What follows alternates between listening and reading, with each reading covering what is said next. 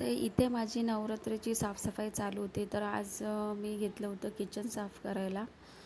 तर सगळा पसारा पडला आणि पूर्ण किचन वगैरे माझं क्लीन झालं आहे. आणि मग जरा थोडंसं डेकोरेटिव्ह करावं म्हणून मी आपलं असं करत होते काहीतरी.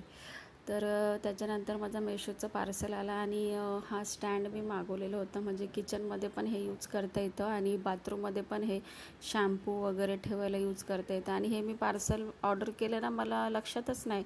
ते काका आले आणि बोलते तुमचं पार्सल आहे. मी बोलते नाही, माझं पार्सल नाही आहे. आणि नंतर रात्र झाली, रात्रीचे 1 वाजले बघा. माझी माऊ पण कशी मोबाईल बघत होती आणि इथे मी उद्याची तयारी करत होते. कारण की उद्या मला माझ्या सासऱ्यांचं घास टाकायचे होते पितृचं. तर मी रात्रीच करून ठेवते सगळं पुरण वगैरे ते, आणि दुसऱ्या दिवशी फक्त पुरणपोळ्या लाटायचं काम करते. बघा आता हे सगळं झालेलं आहे.